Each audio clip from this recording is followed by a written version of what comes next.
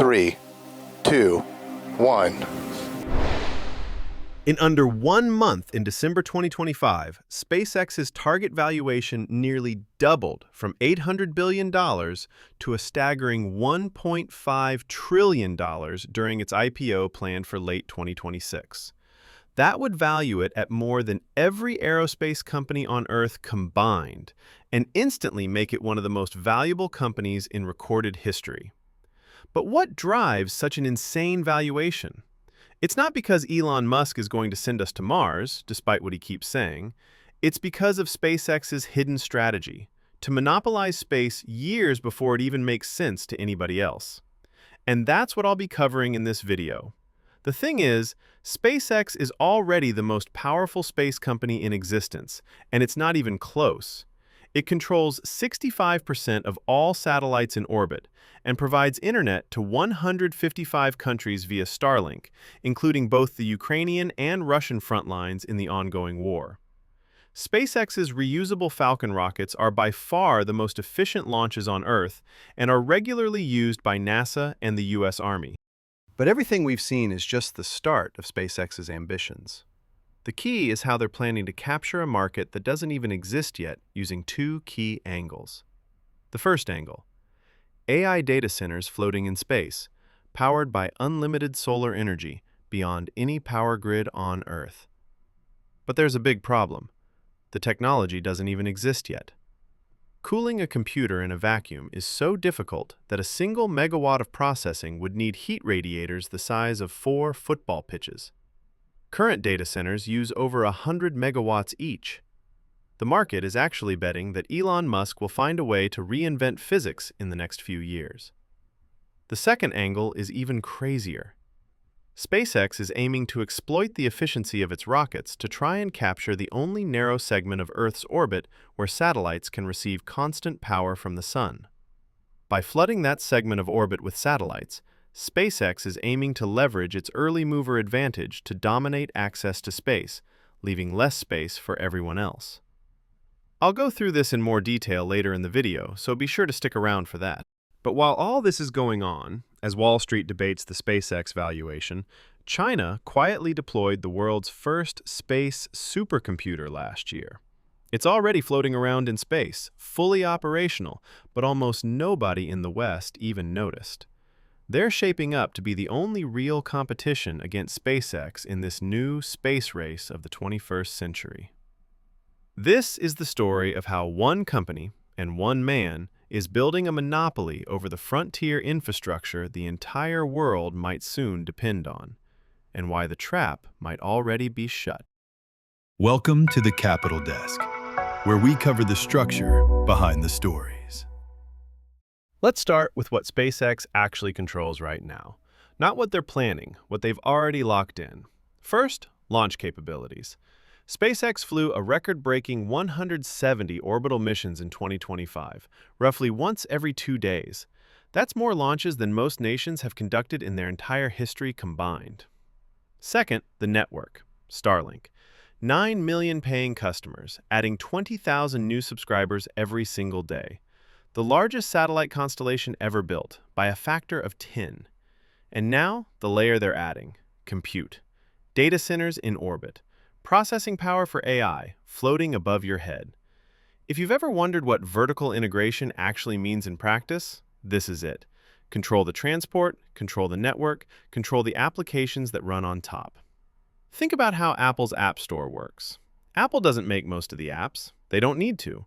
They own the platform, they set the rules, they take their 30% cut from everyone who wants to participate. Developers can complain, and they do, but the alternative is not being on the iPhone at all.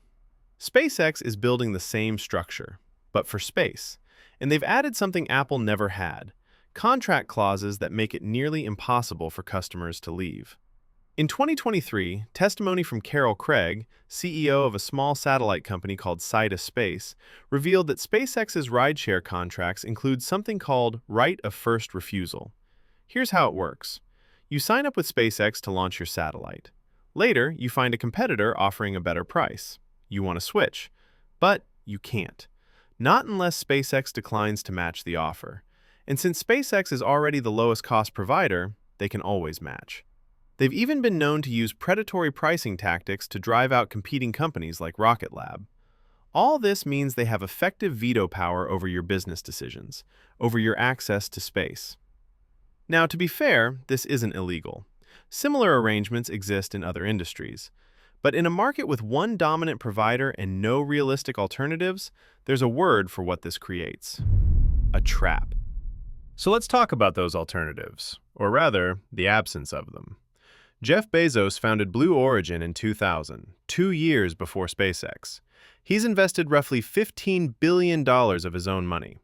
25 years and a fortune later, Blue Origin finally landed their first orbital booster in November 2025. But SpaceX did that 10 years before Amazon, way back in 2015.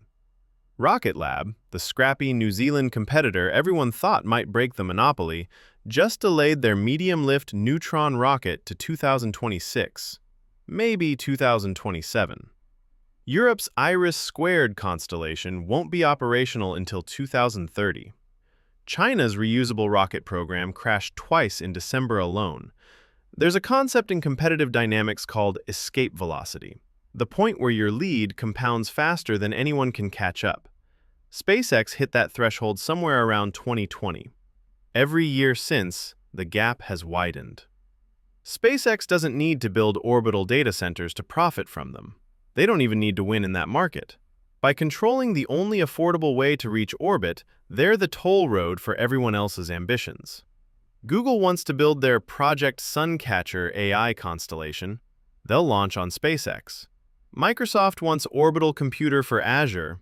They need SpaceX. Some startup has a breakthrough idea for space-based processing. Their first call isn't to investors. It's to SpaceX to find out how much their rent will be. This is the position every platform monopolist dreams about. You don't have to win every market. You just have to own the door. And right now, the only alternative door is being built by the Chinese government. Now at this point, you might be thinking, does orbital compute actually work? Or is this all hype? Fair question. And the honest answer is, we don't know yet. Because there's a physics problem that the investor presentations gloss over. Space is cold. Unimaginably cold. Negative 270 degrees Celsius, just 3 degrees above absolute zero. So putting data centers in orbit sounds perfect. Unlimited solar power, infinite cold to keep the chips from overheating, no electricity bills. But that's not the end of the story.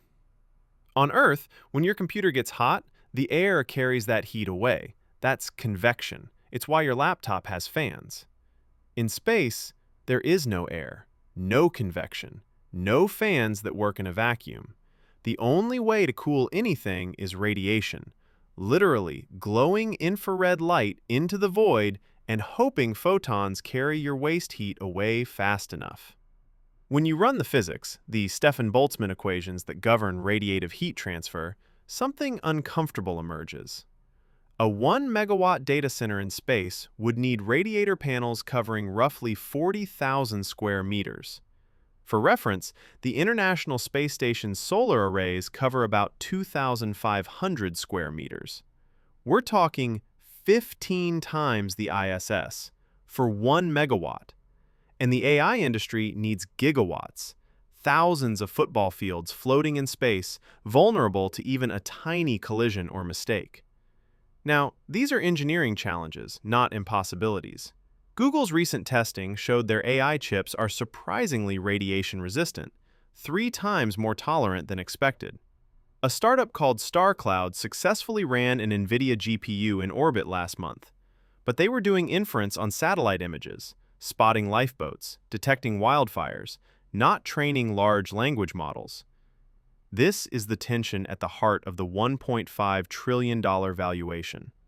SpaceX is being priced like a software platform, like AWS or Azure, with 30% margins and infinite scalability. But they're demonstrating hardware capabilities in a domain where the core technology hasn't been proven at scale.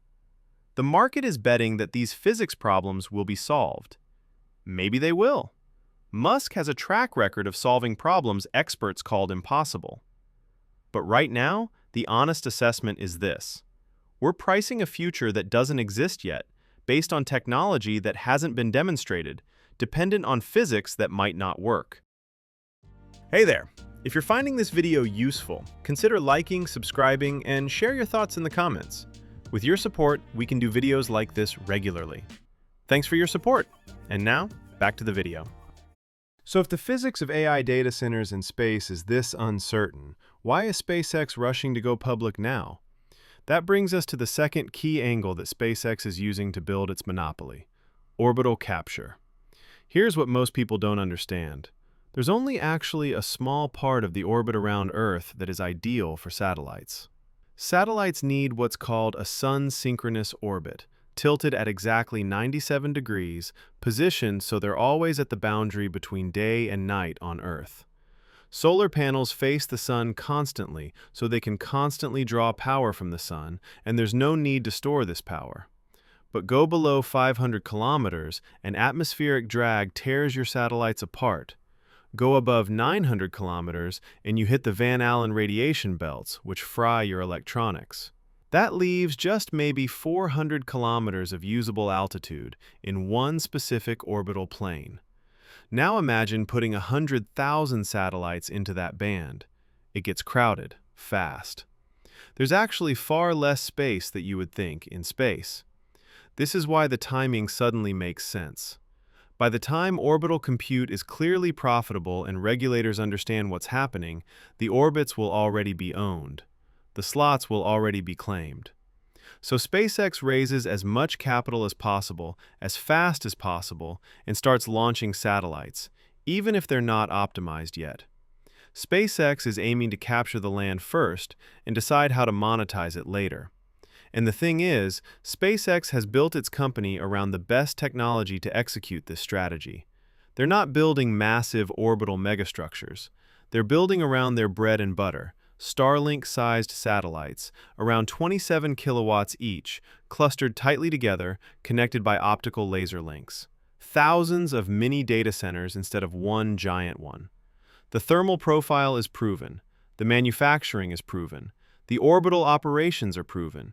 The only question is whether anyone else can catch up before the land is taken. Let's take a quick look at the other side of the world. While Western investors were debating SpaceX's valuation, something happened in May 2025 that most of the West missed entirely. China launched the first 12 pieces of the three-body computing constellation, named after a famous Chinese science fiction novel. It's already operational. This supercomputer performs 5,000 trillion calculations per second, connected by 100 gigabit laser links. It's already as powerful as the world's fastest supercomputer, El Capitan, in the United States. But China is aiming for 2,800 satellites total, nearly 600 times more computing power than the current fastest supercomputer on Earth. For now, China's launch costs remain higher than SpaceX's. Their reusable rocket program just failed twice consecutively. They're building 37 satellite factories, but they're years behind on fundamentals. The three-body constellation won't replace SpaceX's dominance tomorrow, but it confirms something critical. Orbital compute isn't science fiction, and neither is the space race to control the optimal section of orbital space that satellites can use. There's actually a hidden race taking place right now between SpaceX and China, the only power with both the resources and strategic will to challenge American dominance in space. Everyone else that comes after them will have to beg for the leftovers. But all of this means something worrying for the world. In March 2025, Elon Musk said publicly that if Starlink were turned off, Ukraine's front line would collapse. A private American citizen stating he personally controls the communications infrastructure of an active war. The drones, the coordination, the targeting systems, and he wasn't exaggerating. Reports from Vuhledar in February 2025 noted Russian forces using captured Starlink terminals. Both sides of a war dependent on the same private company. Now, scale that globally. 155 countries have Starlink service. For remote regions, developing nations, areas without ground infrastructure, SpaceX isn't one option among several. It's the only option. No government voted for this. It happened because SpaceX claimed the orbital territory first, and nobody could keep pace. In June 2025, the European Commission proposed the EU Space Act, a legal firewall against American corporate dominance in orbit. But they couldn't answer the obvious question: what do you do when the alternative is no connectivity at all? Digital sovereignty used to be a given. In the orbital economy, it's becoming a luxury good. If you can afford your own constellation, you maintain independence. China can. Europe eventually will, but the rest of the world becomes tenants. So let's see how this could play out for Elon Musk's SpaceX monopoly strategy. Scenario 1. The physics doesn't work out. Orbital compute remains niche, SpaceX stays the dominant launch provider, Starlink keeps growing. They collect rent from every company that wants to participate in space. The IPO valuation corrects, but the core business remains enormously valuable. They own a monopoly, but a smaller one. Scenario 2. The physics works. Orbital data centers become economical. If this happens, SpaceX becomes essential. As data centers on Earth reach their limits, every gigawatt of orbital compute requires their rockets. Every power-starved AI tech company, every company building in space, pays SpaceX for precious access to the frontier of the future, and anyone that doesn't pay loses out. The monopoly extends into the largest growth market of the decade, and SpaceX becomes, potentially, the most important and valuable new company of this century. Both scenarios end with SpaceX dominant, and unlike historical monopolies that controlled commodities, SpaceX controls infrastructure with no equivalent outside China. What if regulators step in to break the monopoly? Well, the Department of Justice has an open anti-competition investigation against SpaceX, but progress has been slow. And even if regulators intervene, what do they break up? The rockets? From the satellites? From the ground stations? From the compute? Each piece requires the others. This is the architecture of a trap. Built slowly over 15 years, one successful launch at a time. By the time orbital compute makes economic sense, SpaceX would become the infrastructure for everyone else's cloud business, and they'd have claimed the orbital real estate before anyone else could compete. That's what $1.5 trillion is pricing in. So where does this leave us? SpaceX has built a vertically integrated monopoly over an industry that didn't even exist 20 years ago. They control launch, satellite internet, and they're positioning to control the narrow band of orbital real estate where space-based AI can actually work. Their competitors are years behind, locked into contracts that make switching nearly impossible. China is the only counterweight, state-backed, operating outside the Western system, racing for the same finite orbital territory. The IPO prices a future where physics problems get solved and SpaceX captures the infrastructure layer of artificial intelligence. It's a bet on technology that hasn't been demonstrated at scale. But even if the technology disappoints, the monopoly is real. The pricing power is real. The dependency that 155 countries have on one corporation's satellite network is real. SpaceX hasn't just won the space race. They're planning to build an irreplaceable monopoly that will win them every single space race of the future, too. Thank you for joining us on the Capital Desk. Let us know what you think in the comments. If you enjoyed this video, drop us a like and subscribe for more videos explaining the structure behind the stories.